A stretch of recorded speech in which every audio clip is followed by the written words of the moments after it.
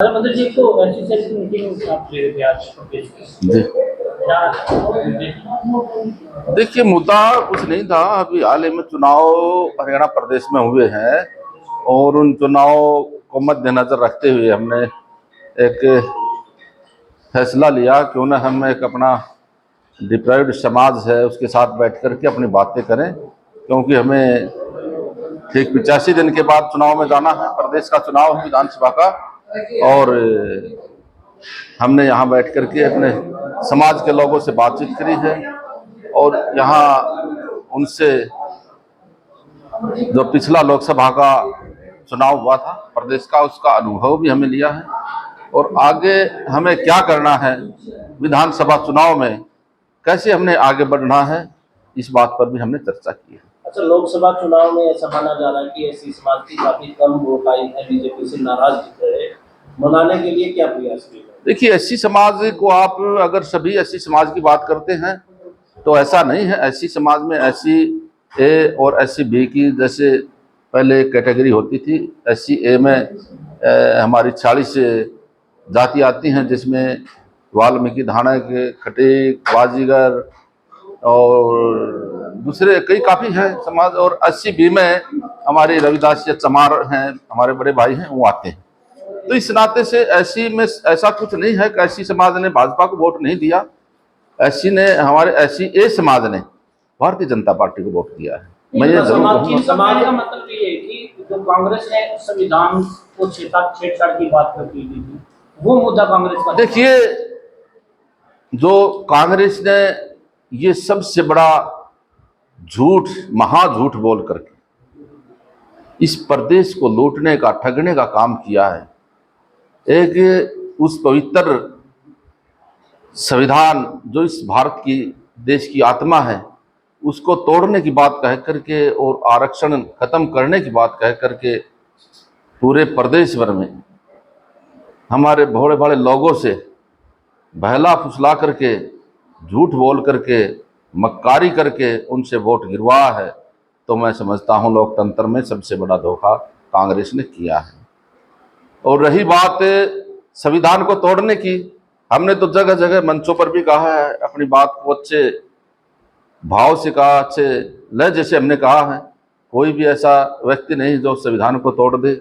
संविधान सिर्फ एक प्रकार से कांग्रेस ने उसका, मैं समझता हूँ राहुल गांधी ने एक मजाक, भद्दा मजाक उड़ाया है उसका, अपनी जेब में उस पवित्र पुस्तक को, किताब को जेब में रख करके जगह जगह इस तरह संविधान दिखा करके, झूठ बोल करके उसे शर्म आनी चाहिए इस देश के सामने, और विशेषकर ऐसी समाज से उसे माफी मांगनी चाहिए और उस पवित्र परम आत्मा जो बाबा साहब अम्बेडकर के सामने उसे खड़ा होकर के उसे समय याचना करनी चाहिए। उसके लिखी हुई की पुस्तक जो कि विश्व में, पूरे विश्व में विख्यात है, और उसको झूठ बोल करके यहाँ बीजेपी आएगी तो संविधान खत्म करेगी, आरक्षण खत्म करेगी, इस तरह की झूठ बोल करके उसने वोट मांगे हैं। और उस झूठ बोलने में समझता हूँ वो कामयाब हो गए हैं। लेकिन आगे आने वाला चुनाव विधानसभा का चुनाव है, ऐसी बात नहीं है लोग उनके बहकाव में आएंगे नहीं। सब बातों का पता चल गया, सब इसी बातें पर आज चर्चा भी हुई है और आने वाले लगभग 85 दिन के बाद हम हरियाणा प्रदेश में फिर से विधानसभा चुनाव में उतर जाएंगे। अच्छा, एससी समाज ने राजनीति में हिस्सेदारी मांगी है, टिकटें मांग रहे हैं। ये भी कहा गया कि यदि अब की बार अनदेखी हुई तो बीजेपी पूरी तरह से साफ करेगी। देखिए, वो संगठन का विषय है जो आया है। इन लोगों से हमने सुझाव मांगे हैं, हम भी संगठन के सामने रखेंगे समाज की बात जो भी है। हमें भी संगठन ने इनके पास भेजा है, समाज के पास भेजा है, उनसे पूछिए क्या उनकी बात है, क्या दिक्कत है, कहाँ दिक्कत आई है, वो सब समस्या सुझाव उनसे मांगे।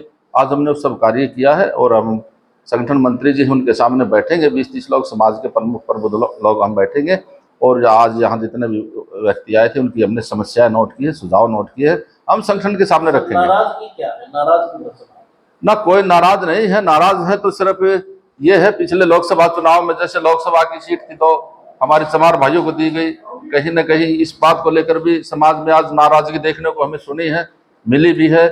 और उससे पहले राज्यसभा में भी चमार भाई को वहां भेजा, इस तरह की बात भी लोगों ने कही है आकर के, और ये सारी बातें हमने उनकी सुनी है, नोट की है।